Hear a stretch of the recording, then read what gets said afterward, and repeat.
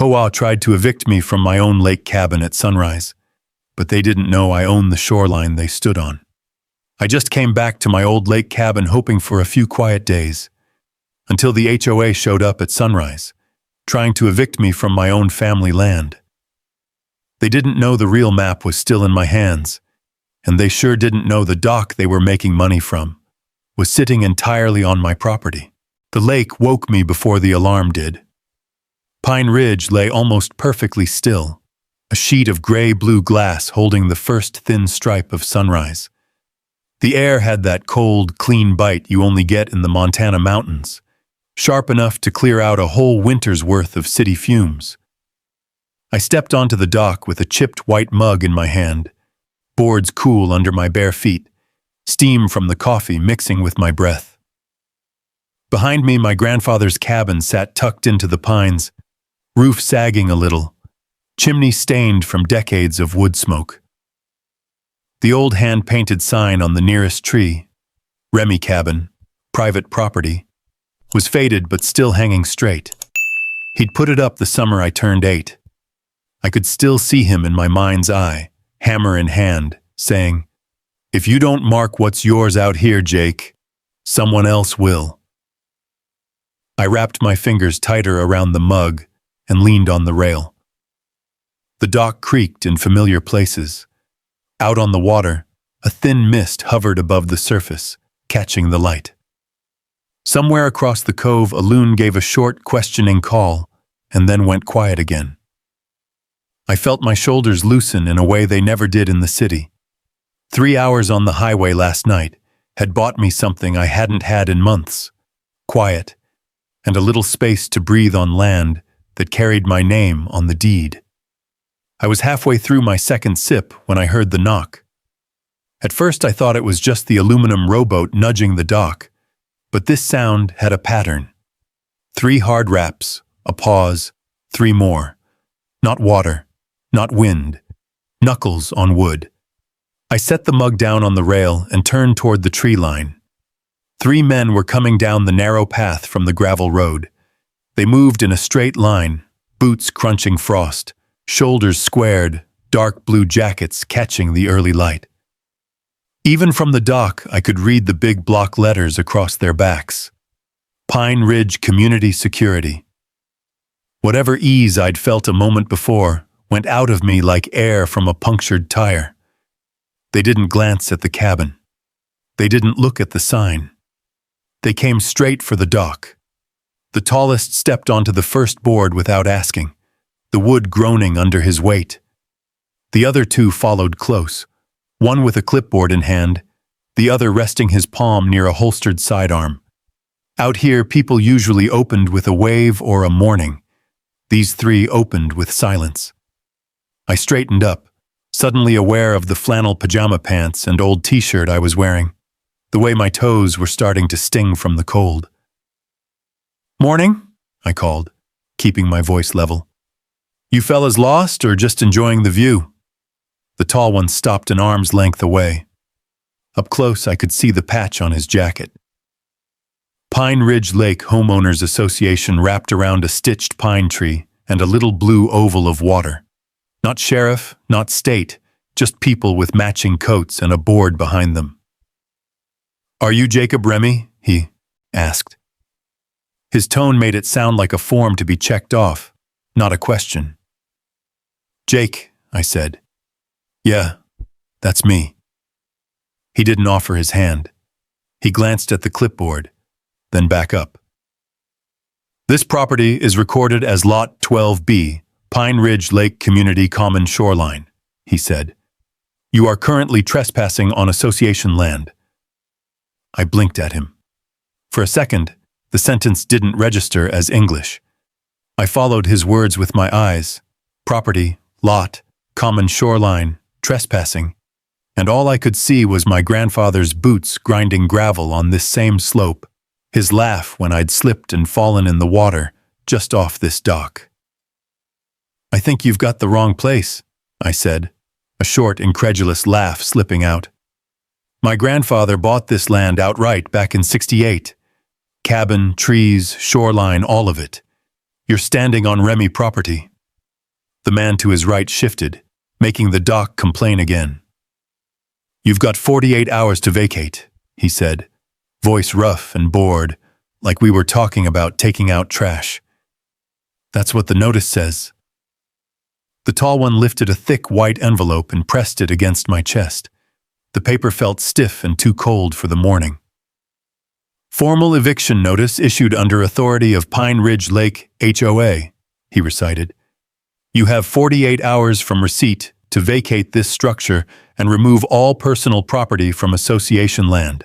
Failure to comply will result in fines beginning at $25,000 and escalation to legal action." Behind them, the lake kept quietly breathing, little ripples tapping at the pilings. I looked down at the envelope, then back up at him. "Eviction," I repeated, slower this time. "From my own cabin." "From association land," he corrected. "You're welcome to review the most recent survey at the HOA office. It shows your dwelling and dock encroaching approximately 42 feet into common shoreline." "The most recent survey is wrong," I said. I could hear the steel creeping into my own voice now. "The only lines that matter are on the deed my grandfather got from this county when he paid cash. I've seen it. He showed it to me the day he added my name, Remy Land, down to the natural shoreline." The third guard glanced at the private property sign on the tree, as if he was only just noticing it. Something flickered across his face and vanished. The tall one's expression didn't change at all. "Boundary adjustments were filed 3 years ago," he said. "Notices were mailed to the last address on record for the Remy family. All procedures were followed." 3 years ago was when Grandpa had started calling me to ask the same questions twice in 1 week. It was when he'd started misplacing his truck keys and mixing up his pills. He'd waved off my offer to help with paper nonsense and said he'd dealt with worse. I thought about the stack of unopened envelopes I'd found on his kitchen table after he died, HOA logos stacked in a neat, quiet pile. "Whatever you filed," I said, "doesn't change who bought this place. It doesn't change that my grandfather died believing this cabin and this dock were his." "That's between you and President Whitfield," the tall man said. "Our job is to make sure you understand the timeline. 48 hours. After that, fines start. After that, we involve lawyers. It gets more expensive the longer you dig in." He tapped 2 fingers lightly against the envelope and let go. I caught it before it slid down my shirt. The paper seemed to gain weight as it settled into my hand. "Bethany Whitfield isn't taking this place because she's right," I said. The anger was out in the open now, sitting on my tongue. "She's taking it because she thinks nobody will fight her." He gave a small, humorless shrug. "That's above my pay grade, Mr. Remy." He turned and the other 2 turned with him. "Clock starts now." They walked back up the dock the way they'd come, 3 navy jackets moving in step, leaving wet boot prints on the old boards. Each step sent little waves out across the surface, breaking the glassy calm I'd been admiring 10 minutes earlier. I listened to the sound of the SUV doors closing, the engine starting, the grind of tires on gravel. Then that faded too, swallowed up by the trees and the water and the wind. Silence settled around me again, but it wasn't the same. I stood there for a long moment, mug forgotten on the rail, envelope clutched in my fist. The lake looked just like it had at sunrise, pines reflecting in the water, mist thinning as the sky brightened, but the way I saw it had changed. A line I couldn't see had been drawn somewhere under that calm surface, on some map in an office or a laptop file, and men with jackets and badges had walked down to tell me history didn't matter anymore. I looked up at the old sign on the tree, at the cabin my grandfather had heated with his own hands, at the dock he'd told me to keep straight and level, because a crooked dock tells you a crooked man owns it. I thought about the piles of mail on his table, about the way he'd sighed that last winter, saying, "They're trying to turn this lake into a showroom, Jake. Lakes aren't showrooms. their lives. A cold knot settled in my chest that the coffee couldn't touch. I tore my eyes away from the cabin and back to the water edging around my pilings, the rowboat rocking gently against its rope, the empty stretch of shoreline that, according to three strangers in blue jackets, no longer belonged to me. Why exactly did the HOA think they owned my dock and shoreline? That question followed me all the way up the path, through the pines, and into the old pickup I'd parked under the ridge. The engine coughed twice before settling into its familiar low rumble, and the gravel crunched under the tires as I drove toward the HOA office. Mist still clung to the trees, drifting across the road like thin smoke. Pine Ridge Lake looked peaceful from the overlook. Calm water, a couple of fishing boats cutting small V-shapes through the cove. But the peace sat wrong on me now, like a jacket that didn't fit anymore. The HOA office was a single-story building wrapped in stone veneer, the kind that tried too hard to look rustic. The sign out front read, Pine Ridge Lake Community Association, Protecting Our Future. Beneath it, someone had planted pansies in neat rows. I parked, pocketed the eviction envelope, and walked inside. The place smelled like lemon cleaner and printer ink. Behind the counter, a middle-aged woman with a clipped smile typed without looking up. Her name tag read, Linda, Operations. The glass on her desk held a pen with a tiny plastic pine tree dangling from the cap. I need to speak with whoever's in charge, I said. Her fingers paused. She glanced up over the rims of thin reading glasses. Do you have an appointment? I've got an eviction notice, I said, setting the envelope on the counter. I figure that gets me in the door. She sighed through her nose, pressed a button on the desk phone, and said, President Whitfield? Mr. Remy is here. A pause. Yes, the notice was delivered. Another pause, shorter this time. I'll send him in. She pointed toward a frosted glass door with gold lettering. President B. Whitfield. I stepped inside. Bethany Whitfield stood behind a large oak desk, framed by a window that overlooked the lake. She wore a cream-colored pantsuit, the kind you don't wear anywhere near a trail, a dock, or anything that involves actual dirt. Her blonde hair was shaped into a sharp bob, and she greeted me with a smile that had all the warmth of a winter mailbox. Mr. Remy, she said, gesturing at a chair. I understand you have concerns about the notice delivered this morning. I didn't sit. You accused me of trespassing on my own land.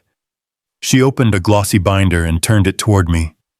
A clean, full-color map lay beneath a sheet protector. The boundaries were highlighted in neat blue lines.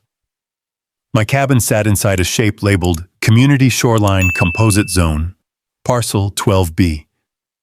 This is the most recent survey, she said, approved by the board, ratified by the county, and mailed to every property owner, including your grandfather. My grandfather was forgetting his coffee in the microwave 3 times a morning by then, I said. He wasn't analyzing boundary maps. That's unfortunate, she said without missing a beat. But it doesn't change the fact that adjustments were made. We modernized the Semantion, shoreline for environmental compliance and community safety. Those changes placed your structure on restricted land. I leaned over the map. Restricted land that just happens to be the deepest water access on Pine Ridge Lake? Her smile didn't move, but her eyes flickered. Barely. If I blinked, I would have missed it. That area is part of a long-term improvement vision, she said. A unified marina, enhanced recreation space, increased property values for all members. You'd benefit as well if you complied with regulations. By leaving, I said. By relocating, she corrected. To where? I asked. She tapped another page. We have several approved plots inland. Smaller, of course, but compliant. I stared at her, trying to understand the kind of thinking that allowed someone to stand in front of 70 feet of natural Montana shoreline and call an inland patch of dirt an upgrade. You're trying to buy my land for free, I said quietly. Bethany clasped her hands. tilting her head the way someone might do when explaining a simple math problem. No one is buying anything. This is a matter of compliance. The board expects cooperation. The door behind me opened. A shadow fell across the floor. I turned to see Ernest Walker standing just inside the doorway, cap in hand, boots leaving bits of dried mud on the polished floor. He nodded politely at Bethany. "Linda said you were meeting with Jake," Ernest murmured. "Thought I'd stop by." Bethany's smile thinned. "Mr. Walker, unless you're here on HOA business." Ernest ignored her and came to stand beside me, his voice low enough only I could hear. "She's been pushing folks off this lake for years. Don't let her talk circles around you." Bethany's jaw tightened. "Mr. Walker, this is private. You told my nephew he couldn't park his fishing boat in his own driveway," Ernest said. "Then you fined him $100 when he did it anyway." Her nostrils flared.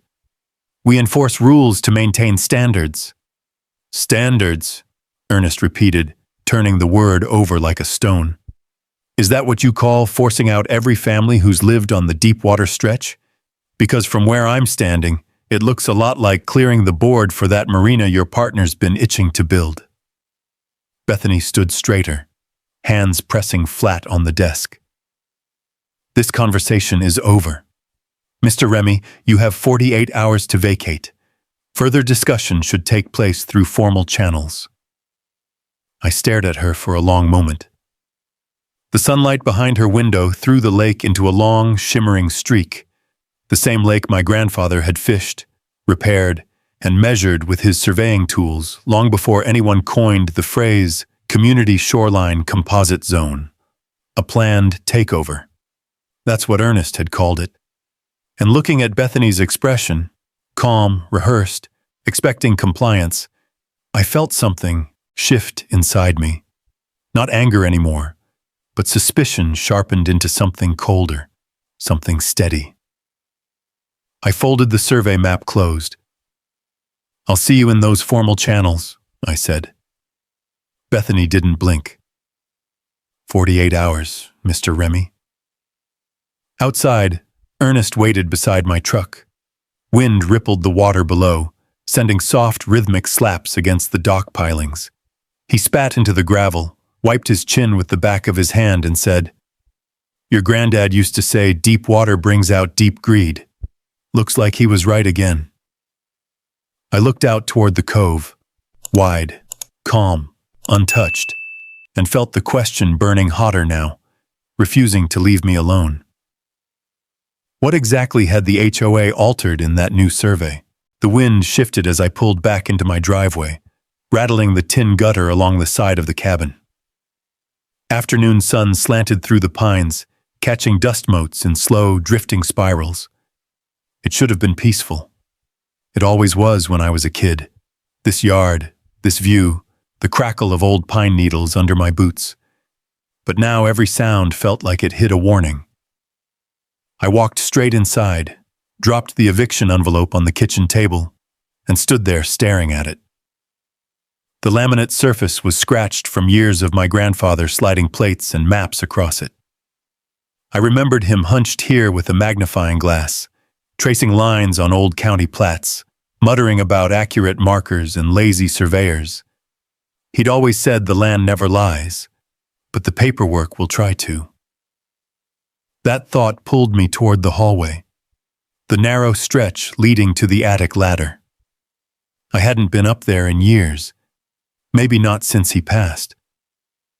The pull cord clicked in my hand, and the wooden ladder unfolded with its familiar groan, dust shaking loose and drifting down like pale snow. A smell hit me as soon as I climbed halfway up. Cedar, mildew, and something like old books left too long in the sun. The attic was dim, lit only by sunlight bleeding through a small square vent. Boxes lined the walls, one stacked unevenly on top of another. Some were labeled in my grandfather's handwriting. Tools, maps, old lures, and others were blank, sealed with brittle tape. I knelt beside one marked maps. When I lifted the lid, A puff of dust rose into the air, and I coughed softly. Inside lay rolled documents bound by rubber bands that had melted into sticky loops. Beneath them, wrapped in oilcloth, was a metal lockbox. Heavy, cold, familiar. My grandfather used to keep it under his bed. When I was a kid, I once asked what was inside. He ruffled my hair and said, "The kind of things you only need when someone thinks they know your land better than you do." I set the box down on a wooden crate and tugged the latch. It resisted at first, then clicked open with a sound like a jar lid twisting free after years sealed tight. Inside were papers, yellowed maps, typed deeds, survey plats with faded stamps from the 1960s and 1970s. On top lay a small leather-bound notebook. The edges were worn smooth by fingertips, pages bent from years of use. I cracked it open and saw my grandfather's handwriting running neat and straight across the lines. Water rights must never be surrendered. The words were underlined twice. Something dropped in my chest. I knew he cared about the lake. He'd practically raised me on its shoreline. But I'd never understood the depth of whatever battle he'd fought before his memory started slipping. I flipped through the book. Entries mentioned soil markers, boundary stakes he'd inspected himself, meetings with county clerks, letters exchanged with prior HOA boards. Then, deeper in, one note stopped me cold. "They'll redraw the cove if they think no one's watching." The paper crinkled under my thumb. I read the next line. "Don't let them rewrite what this family built." The attic suddenly felt smaller, warmer. The dust in the air seemed thicker.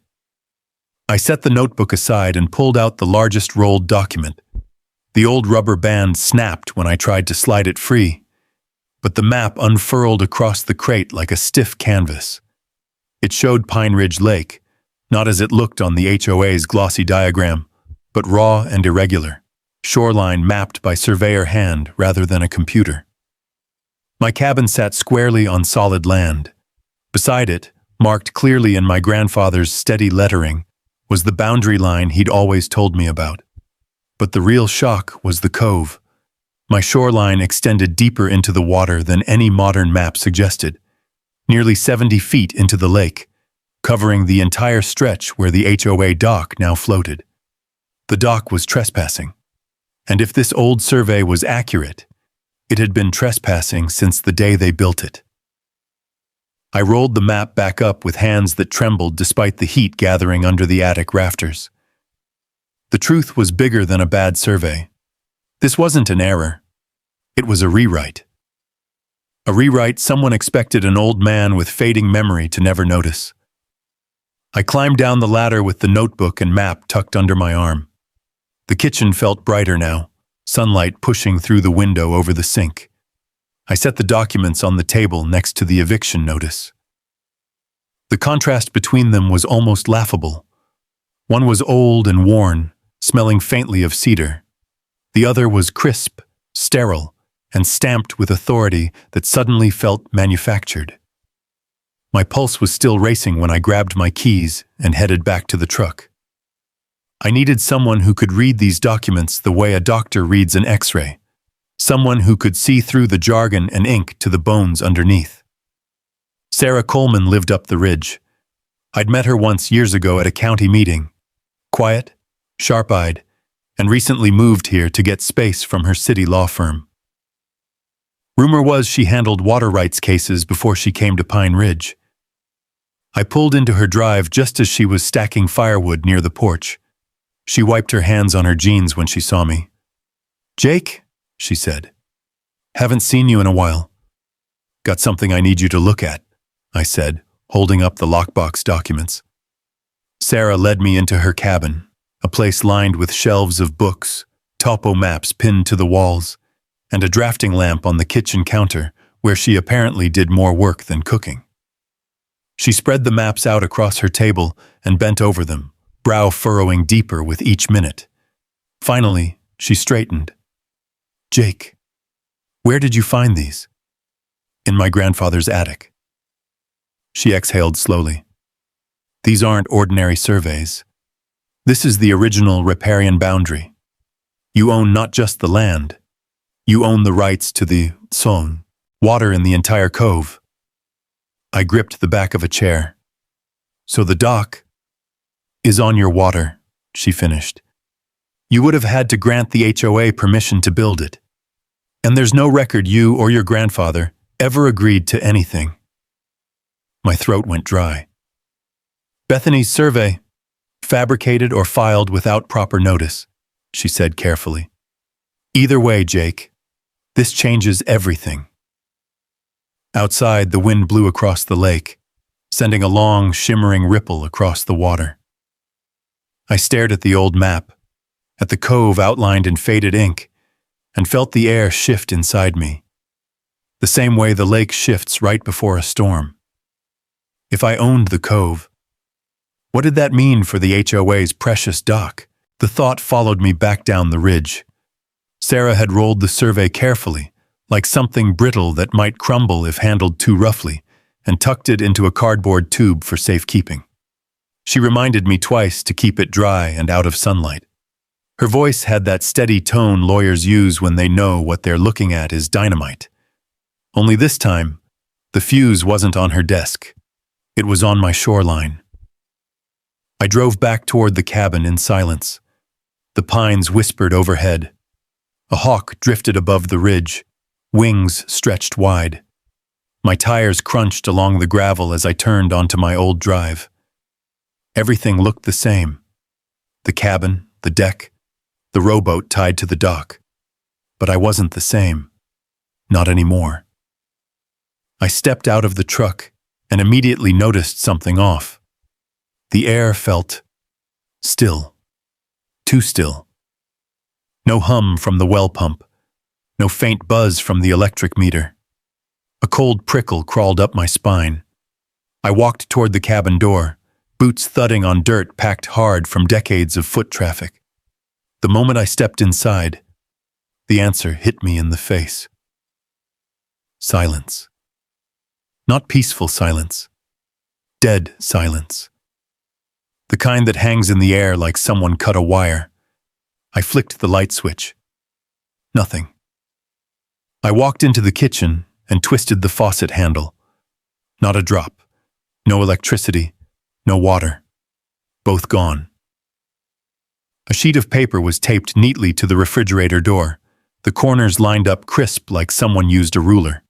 I pulled it off and read it. Notice of temporary service interruption. Emergency maintenance required. Estimated duration 2 to 4 weeks. Requested by Pine Ridge Lake HOA. Do not contact local utilities. Direct all questions to HOA President Bethany Whitfield. The paper shook in my hand. 2 to 4 weeks? They didn't even pretend to make it believable. It wasn't maintenance. It was a punch to the ribs meant to knock the wind out of me. A message from Bethany. You want to fight? Let's see how long you last without basic necessities. I stepped back outside, muscles tight. The lake glimmered in the afternoon sun. The dock rocking gently, as if mocking the chaos behind me. I moved toward the utility box on the side of the cabin. The lock had been replaced. Bright metal, new, stamped with the HOA's emblem. A small camera had been screwed into the corner of the eave above it, angled right at the box. I felt my jaw clench so hard it hurt. Across the water, a pontoon boat full of weekend visitors passed by, laughter drifting across the cove. None of them knew that one shoreline cabin had just had its lifeline cut by the people supposed to protect community standards.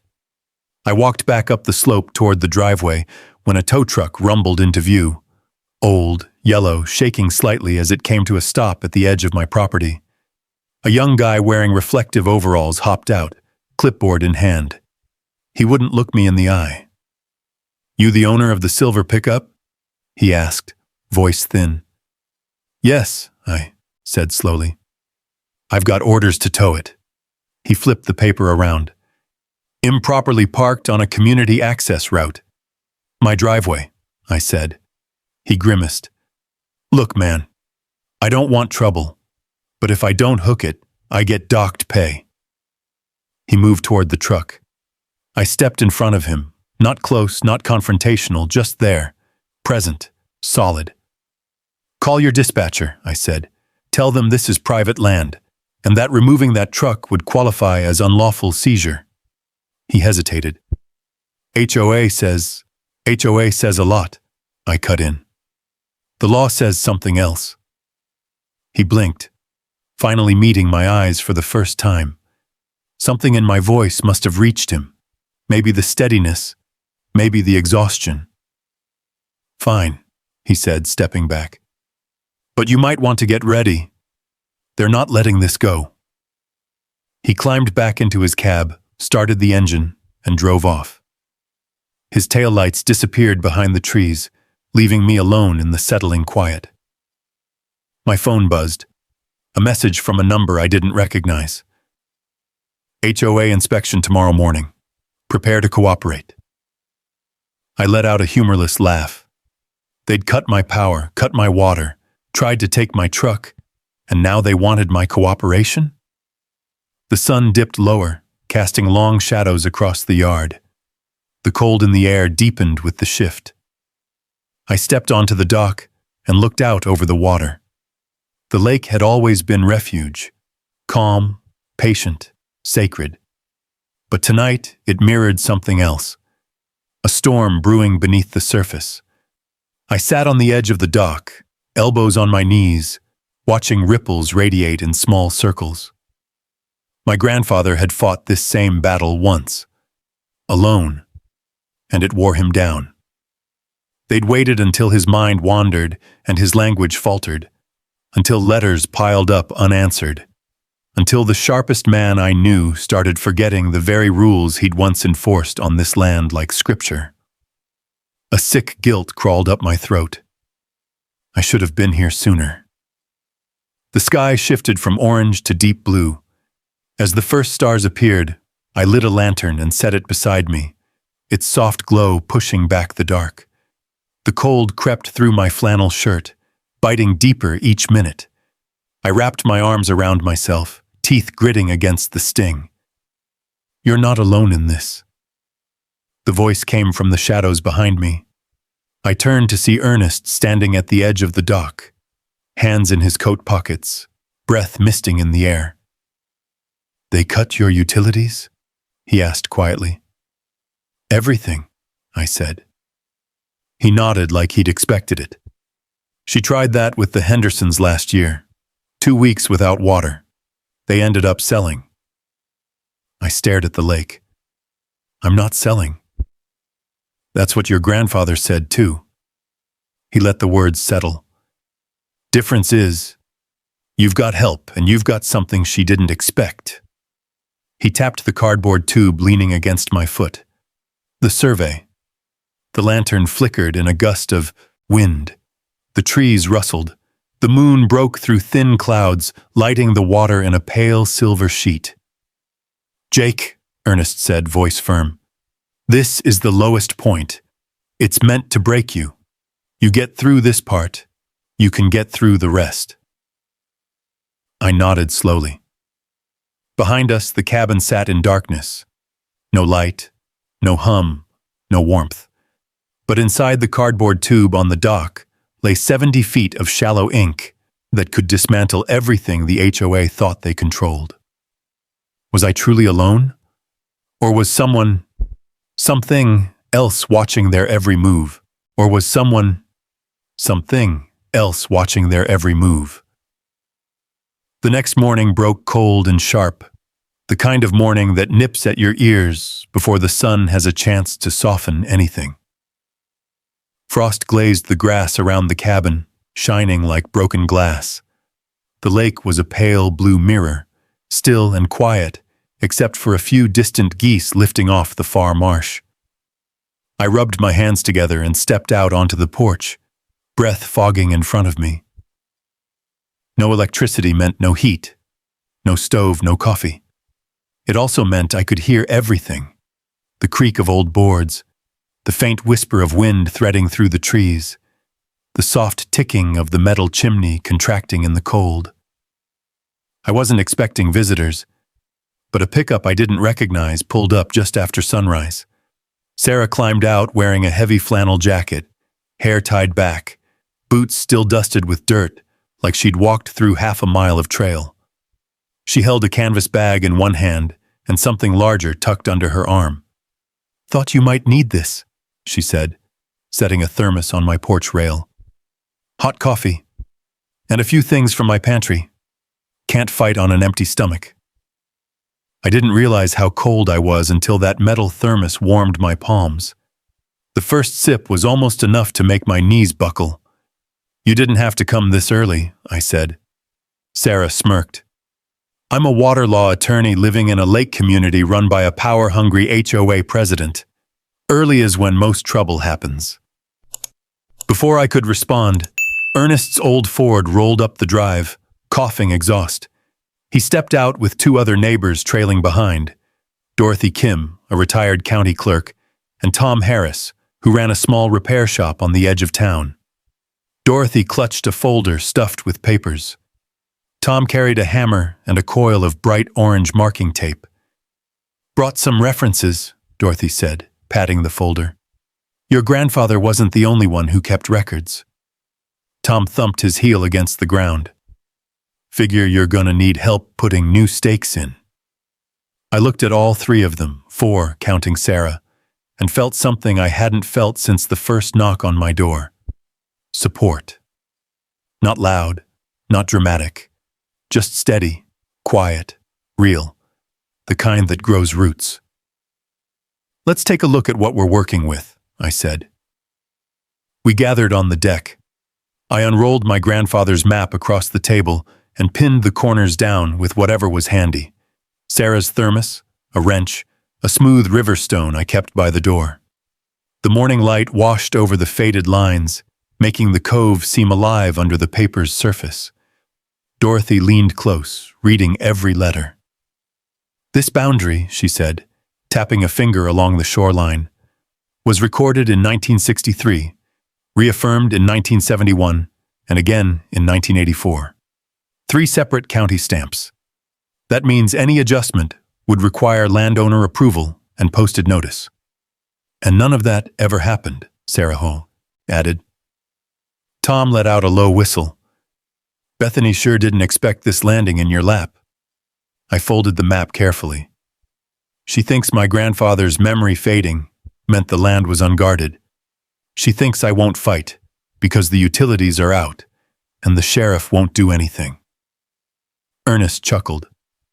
"Well, let's show her what an unguarded shoreline really looks like." We headed down the slope toward the water. Frost cracked under our boots. The sunlight was rising now, warming the tops of the pines, but leaving the cove in cool shadow. The HOA dock floated across the water like a smug figure on a throne, pelicans perched along its railings. It stretched deeper into the cove than I remembered, farther than any modern survey had a right to claim. Tom dropped his tool bag near the start of the shoreline. "Where you want the first one?" I opened the cardboard tube and unrolled the map again, tracing my finger along the original boundary. "Right here," I said, planting my boot beside a patch of earth where a faint, weathered post still leaned half-buried. "This is where my grandfather's first marker would have stood." Tom lifted the hammer. "Let's make it stand again." The metallic ring of steel striking wood echoed across the water. He drove the first stake deep into the ground. Sarah wrapped bright orange tape around it, tying the knot firm. Ernest moved 10 yards down, found another buried stone marker, and pointed with his boot. "Here's the next one," he said. We worked slowly, carefully. The stakes formed a line, straight, defiant, honest, running down through what the HOA called community space, right through their decorative path of gravel and toward the edge of their manicured lawn. A few homeowners watched from their porches, arms crossed, whispering behind hands. I ignored them. For the first time since this fight began, I felt something close to clarity. We reached the point where the land met the lake. The last stake stood just a few feet from the first piling of the HOA dock. Sarah tied the tape around it, while Tom stepped back to assess. "They're gonna be mad," he said matter-of-factly. "Very mad." "Good," I said. "Means they're paying attention." We walked back up the hill, our breath fogging in the warming air. The stakes blazed bright orange in the sunlight, an unmistakable line cutting through every claim the HOA had made. My chest tightened, not with fear this time, but with the weight of a stand officially taken. Inside the cabin, I pulled out the small camera I'd installed weeks ago when I'd first inherited the place, a precaution my grandfather once used when raccoons kept breaking into the shed. I set it near a windowsill facing the dock and boundary line. If the HOA crossed onto my land again, I'd have proof. The group lingered a while, talking softly, exchanging old stories about the lake and the families who'd lived here long before any marina plans existed. But eventually they left, leaving me alone on the deck as sunlight stretched long across the cove. Hours passed quietly. Then, late in the afternoon, an engine hummed somewhere down the ridge. I peered through the trees and saw a familiar white SUV creeping toward my driveway. The HOA logo caught the sun. It was Bethany's vehicle. She stepped out wearing a pressed jacket, clipboard in hand, lips pinched in irritation. Her eyes landed on the bright orange stakes first. I watched her freeze. Her jaw moved. She blinked sharply, once, twice, like she couldn't believe the line carving through her community space. She muttered something I couldn't hear and yanked out her phone. The next few minutes she paced the lawn, waving her free hand as she spoke. Her voice sharp, cutting through the cold air like a brittle blade. Every so often her eyes darted toward my cabin, toward the stakes, toward the water. Finally, she noticed the camera I'd placed in the window and stiffened. Good. As dusk settled over Pine Ridge Lake, Bethany stormed back to her SUV, slammed the door, and sped away, taillights flickering through the trees. The cabin darkened again, no lights to push back the evening. But standing there on the porch, looking down at the stakes marking the true line of my land, I didn't feel the cold quite as sharply. The HOA had wanted me to feel powerless. Instead, they'd pushed me into drawing a line they couldn't ignore and couldn't erase. By mid-morning, Pine Ridge Lake felt different. The usual Saturday sounds, lawnmowers, kids on bikes, someone hammering a loose mailbox, were replaced with a low hum of unease. Folks walked slower. Conversations stopped when I passed. Even the dogs barked less. Experience told me that when a community goes quiet, it's because they're waiting for someone else to speak first. Bethany planned to speak first. At 11:03 a.m., a community-wide alert pinged all resident phones. A mandatory emergency HOA meeting held at the Pine Ridge Lake Community Center at noon sharp. The message used words like safety breach, urgent property matter, and financial exposure. It didn't mention my name, but it didn't need to. Everyone knew exactly what it was about. I showered, shaved, and put on the cleanest flannel shirt I owned, not to impress anyone, but because my grandfather had always said, "When you stand up for your land, look like you respect it." As I buttoned the shirt, I caught my reflection in the cabin window. I didn't look like a man losing ground. I looked like someone who finally understood the ground beneath his feet. Ernest pulled up in his old Ford just as I stepped outside. "You ready to go get yelled at by half the county?" he asked. "Wouldn't miss it." Inside the community center, the polished stone floors gleamed under the bright overhead lights. Bethany's attempt to make the building look more like a luxury lodge than the converted boathouse it once was. Rows of gray chairs filled the room, nearly all occupied.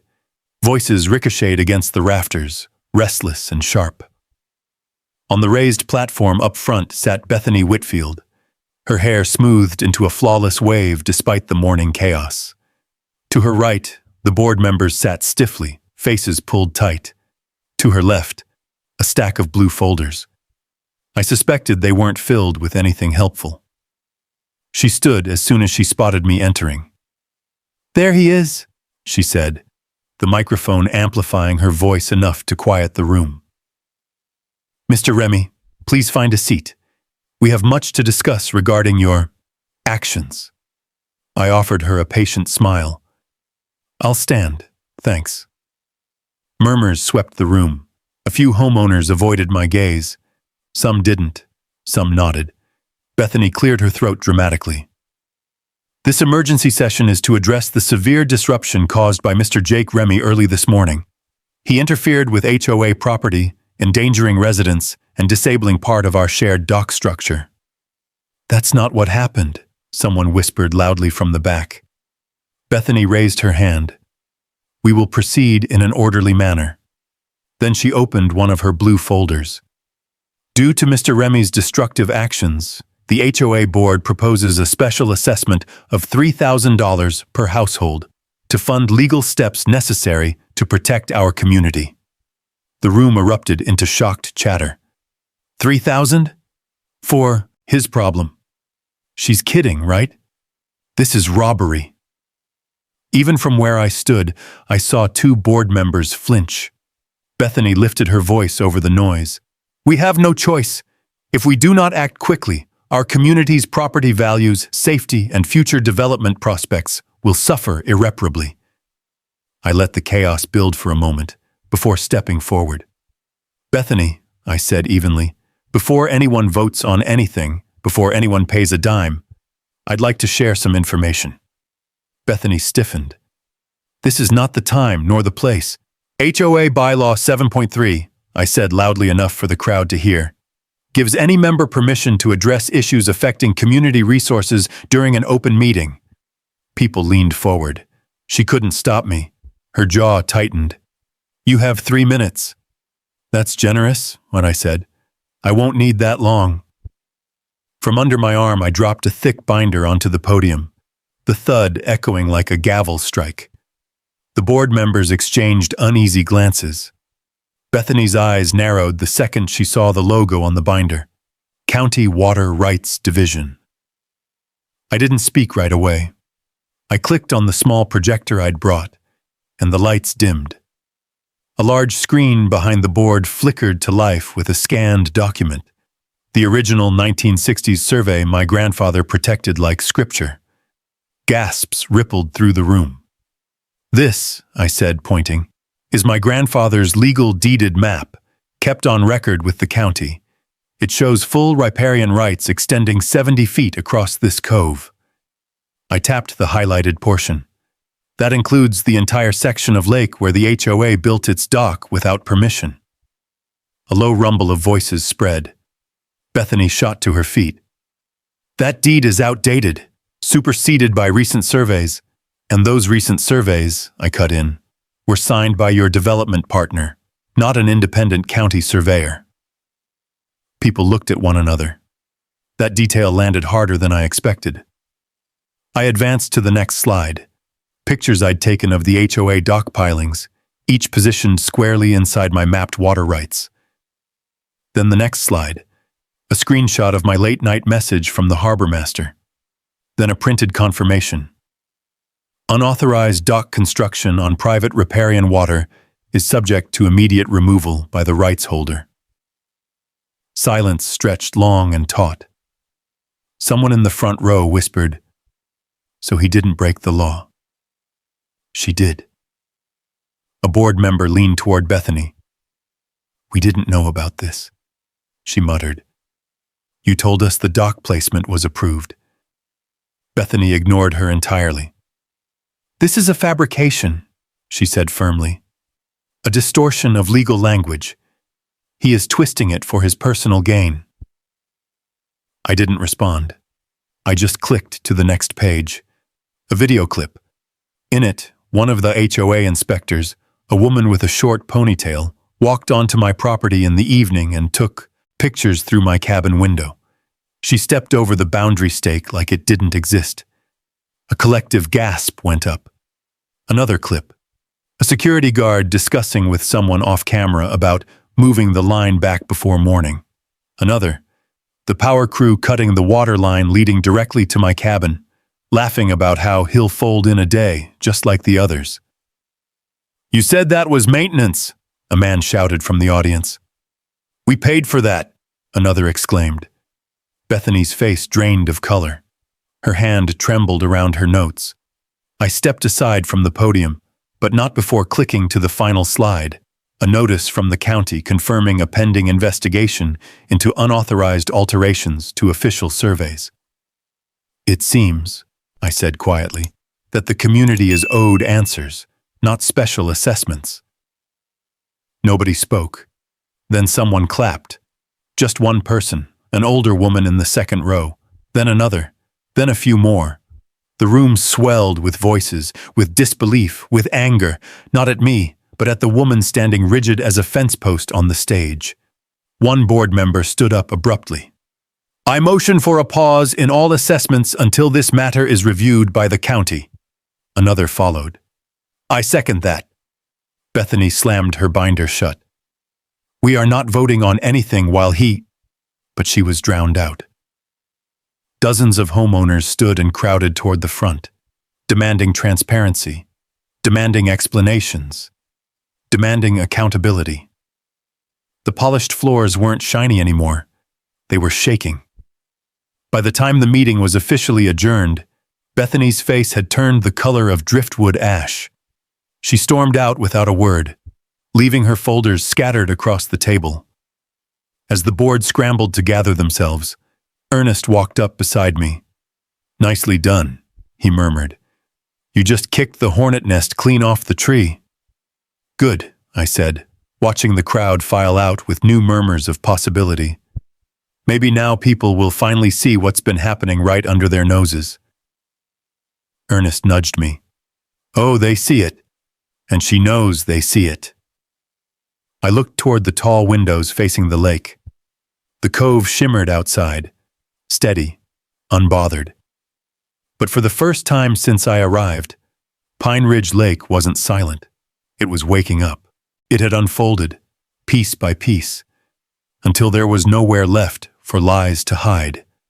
The night felt lighter when we stepped out of the building, like a long-held storm cloud had finally broken and drifted off across the ridge. Even the gravel under my boots seemed to crunch differently, less like resistance, more like release. Folks who'd barely nodded at me a week earlier now walked right up, shaking my hand, thanking me, some even apologizing for their silence.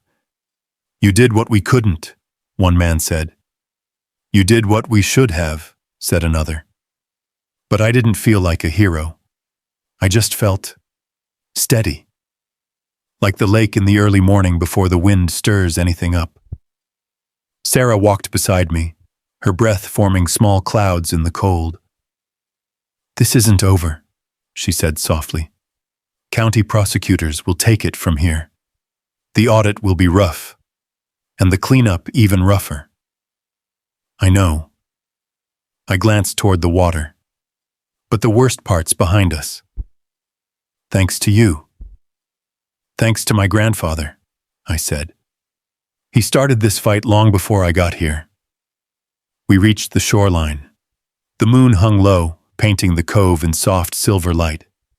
The dock, my dock, rocked gently, welcoming, familiar, almost proud. The old planks didn't creak the way they usually did. Tonight they felt like part of the celebration. And beyond it, the stripped-down HOA dock looked smaller now, less menacing without its stolen extension. Just another structure on the water, waiting for the consequences that were coming. By morning, the consequences had begun. A county vehicle pulled up to my cabin as I was fixing breakfast. A man stepped out, wearing a badge clipped to his belt and carrying a folder tucked under his arm. "You Jake Remy?" he asked. "Yes, sir." He introduced himself as County Investigator Harris. He'd been assigned to the case overnight. The ink on my complaint was barely dry, but the mountain of evidence, videos, documents, witness statements, financial logs, gave the county no choice but to act fast. I've reviewed your submissions, Harris said, flipping open his folder. We'll need to make formal statements later, but I wanted to get one thing clear right away. He pointed to the map I'd taped to my cabin wall, the one my grandfather had kept safe for decades. This shoreline is yours. The county will be issuing an updated record today, clarifying the boundaries and your water rights. I nodded slowly. Thank you. You did the right thing coming forward, he added. This isn't just an HOA dispute anymore. This is fraud, misappropriation, abuse of office. We take that seriously. He left with a firm handshake. Hours later, I stood on the porch, feeling the afternoon sun warm the boards beneath my feet. Ernest arrived with a toolbox, whistling low. Ready to rebuild your deck railing? HOA can't fine you for it now, he said with a grin. Let's do it. As we worked, neighbors trickled in, some bringing food, some coffee, others just wanting to help. Someone brought fresh boards for patching the siding. Someone else fixed the broken hinge on my shed. Children ran along the shore, their laughter bouncing across the water. Sarah showed up too, sleeves rolled, hair tied back, carrying a box labeled Community Bylaw Drafts. Thought we could get started on the new charter, she said. I raised an eyebrow. Already? If we don't fix this place now, she replied, someone like Bethany will just rise again. We set everything on a picnic table beneath the shade of the pine trees. The air smelled of sawdust, coffee, and lake mist. Birds chattered from branches overhead. The world felt lighter, brighter, like Pine Ridge Lake had finally remembered how to breathe. In the following weeks, the transformation spread. The board appointed Daniel Atkins as interim president. Transparency meetings were held. Homeowners were given actual voting power. Every line item of spending was posted publicly. No more secret projects. No more weaponized rules. The county froze all accounts linked to Whitfield Development Partners. Bethany's house went up for sale. Her attorney withdrew, and county prosecutors filed the first round of charges: fraud, unlawful entry, financial abuse of office. The marina project died where it stood. Just sketches and empty promises scattered across a table in an office no one cared about anymore. And my land? It became the community's anchor. The cove stayed quiet. No dredging, no luxury development, no concrete marina threatening the fish beds. Kids fished from the rebuilt dock. Old folks lounged by the water. Evening campfires crackled along the shore most nights. One evening, near sunset, Sarah and I sat on the end of my dock, feet dangling above the cool water. The sky burned red and gold, the lake turning those colors into shimmering ribbons across the surface. You staying here for good? She asked. Yeah, I said. Feels like home now. Good. She nudged my shoulder gently. This place needs someone who listens when the lake talks. I chuckled. You believe that? I do, she said. Your grandfather did too. We fell silent, watching the water ripple with the breeze. After a while, I reached into my pocket and unfolded the note my grandfather had written, the one he'd tucked beside the old clock. The truth is in the surveys. Don't let them take what's rightfully yours. The ink had faded, but the words felt brighter than ever. I looked out at the cove, my cove. The dock, the water, the shoreline glowing beneath the falling sun. All of it exactly where it was meant to be. Grandpa, I whispered, we got it back. A loon called from across the lake, its cry long and low, echoing like a blessing. The lake remembered. It always had. If you've ever stood your ground for what's right, drop a simple yes in the comments. Or just type justice if you've dealt with an HOA before. Stories like this remind us that sometimes all it takes is one steady voice to protect what matters. And if you'd like to ride along for more real, quiet victories from ranch country and lake country, I'd be honored to have you subscribe and stay with us for the next story.